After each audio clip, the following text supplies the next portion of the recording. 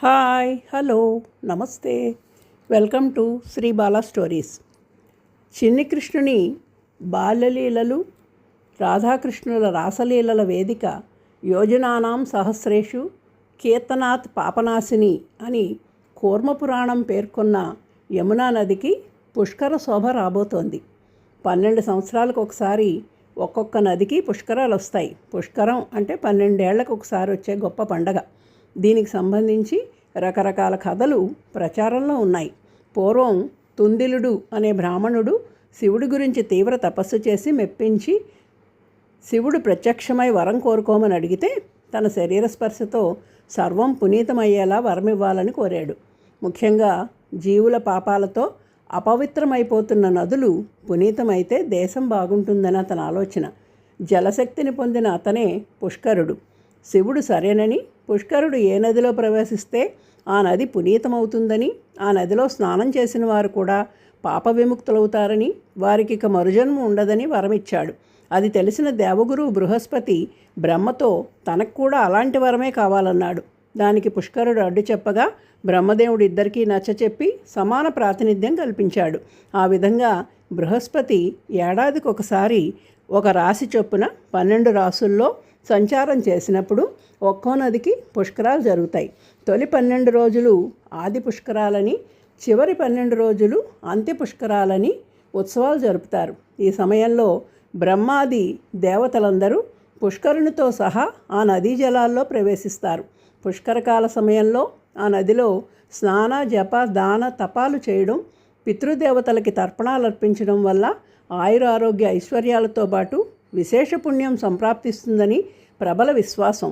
ఒకప్పుడు కేవలం కొద్దిమందికి మాత్రమే తెలిసిన ఈ పుష్కరాలకు సంబంధించిన విషయాలు పర్యాటక రంగం వృద్ధి చెందడంతో అందరికీ విశేషంగా తెలియజేయబడుతున్నాయి.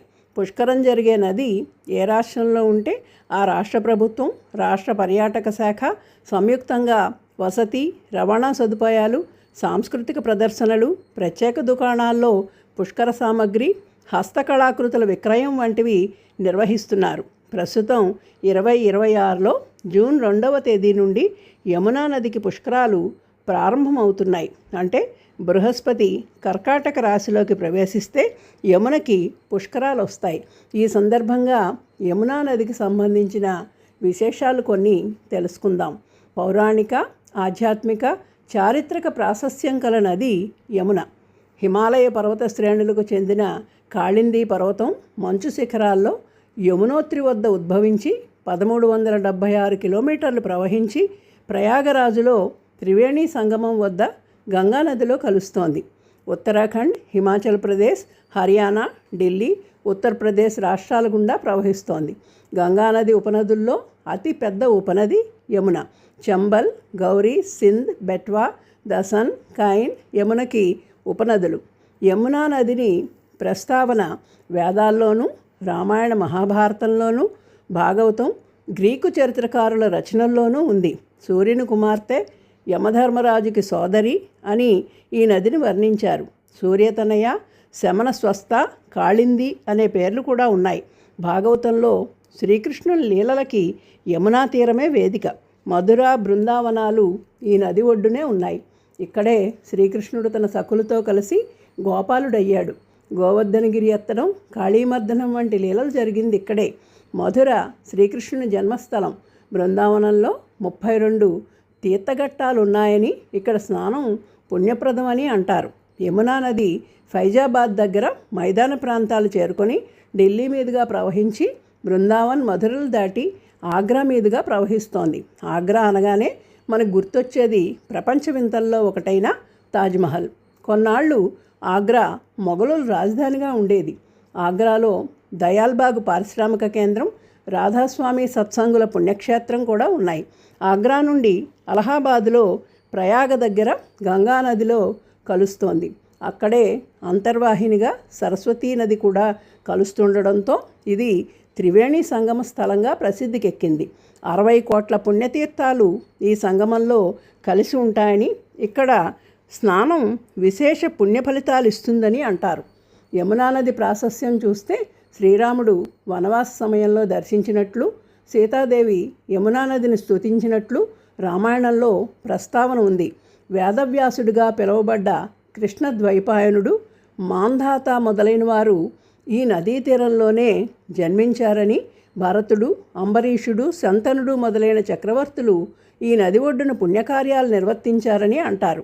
బాలకృష్ణుణ్ణి రేపల్లెకి తీసుకుని వెళ్ళేటప్పుడు యమునా నది రెండుగా చీలి వసుదేవుడికి మార్గం ఇచ్చిందని, కృష్ణుడి బాలక్రీడలు, రాసలీలలు చూసి తరించిందని చెప్తారు.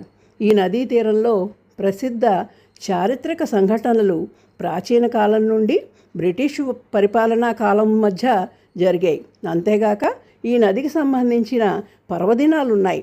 కార్తీక శుక్ల విధియ, భాతృద్వితీయ, యమ విధియ అని ఆ రోజు యమునా నది వద్దకు అన్నగారైన యమధర్మరాజు వస్తాడని, అన్నగారిని ఆదరించి ఆతిథ్యాన్నిచ్చి సత్కరించడంతో సకల సుఖాలు సుమంగళిత్వంతో జీవించమని యమధర్మరాజు ఆశీర్వదించాడని అంటారు.